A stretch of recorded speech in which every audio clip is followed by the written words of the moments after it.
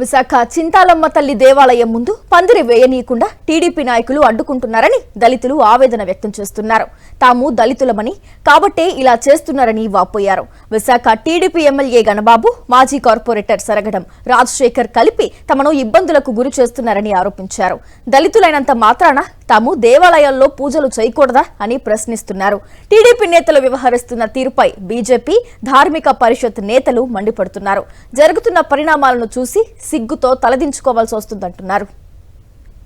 దీనిపై మరింత సమాచారాన్ని విశాఖ నుంచి మా ప్రతినిధి నాయుడు అందిస్తారు. 56వ ward TDP corporator Saragadam Rajasekhar Chintalamma గుడి దగ్గర పందిరి కూడా వేయనీయకుండా అడ్డుకుంటున్నారని చెప్పి అక్కడ ఆలయ నిర్వాహకులు చెప్తున్నారు. గత 40 ఏళ్ల నుంచి అక్కడ పూజా కార్యక్రమాలు నిర్వహిస్తున్నామని, ఏ పార్టీ అధికారంలో ఉన్నప్పటికీ కూడా ఆ గుడి జోలికి రాలేదని 56వ ward TDP corporator Saragadam Rajasekhar వచ్చి అక్కడ పూజా కార్యక్రమాలకు అడ్డంకులు కలిగించడంతో పాటు పందిరి కూడా వేయొద్దని చెప్పి తమను ఇబ్బంది పెడుతున్నారని చెప్పి స్థానికంగా ఉన్న ప్రజలు చెప్తున్నారు. ఇదే అంశం మీద అడిగి మరిన్ని విషయాలు వారి మాటల్లోనే అడిగి తెలుసుకుంటాం. శ్రీ చింతాలమ్మ అమ్మవారు 56వ వార్డు దయానంద రాజీవ్ కాలనీ ఉంది సార్. మేము 40 సంవత్సరాలు బట్టి ఆ పూజా కార్యక్రమం చేస్తున్నాం. గుడి నిర్మాణం అయితే 2014 జరిగి ఇప్పటికి 13 సంవత్సరాలు అయింది సార్. 14వ సంవత్సరం అయితే ఇప్పుడు పూజా కార్యక్రమాలు చేస్తున్నాం, అన్నీ చేస్తున్నాం. అమ్మవారి పందిరి వేయడానికి మాకు ఇబ్బంది పెడుతున్నారు సార్. ఈ విషయం ఎమ్మెల్యే సార్ గణబాబు గారి దగ్గర తీసుకెళ్ళాము సార్. పందిరి వేస్తుంటే కొంతమంది అక్కడ ఒక 15 మంది ఇబ్బంది పెడుతున్నారు సార్. గొడవలకు వస్తున్నారు, పందిరి వేయనివ్వకుండా చేస్తున్నారు.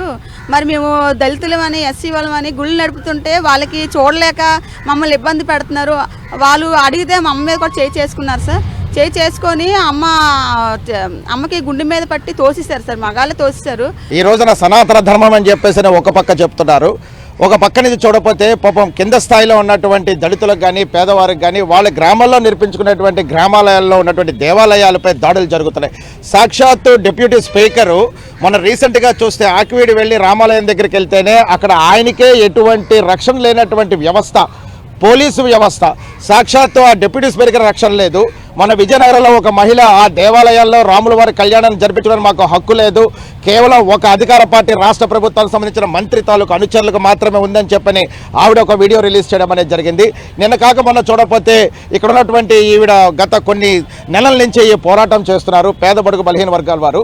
అంటే అక్కడ మనకు కనబడుతున్న విషయం ఏంటంటే ఈవిడ నా దగ్గరికి రావడం జరిగింది, విషయం చెప్పడం అనేది జరిగింది. అక్కడ సాక్షాత్తు ఎలక్షన్ టైంలో ఈ యొక్క ఎమ్మెల్యే గణబాబు గారు కానీ అక్కడ ఉన్నటువంటి స్థానికంగా కార్పొరేటర్స్ కానీ వివిధ పార్టీ సంబంధించిన నాయకులు కానీ ఎలక్షన్ టైంలో ఆ గుడికి రావడం, అక్కడ ఉన్న ఫొటోస్ కూడా మనం చూస్తున్నటువంటి విషయం మనం చూస్తున్నాం.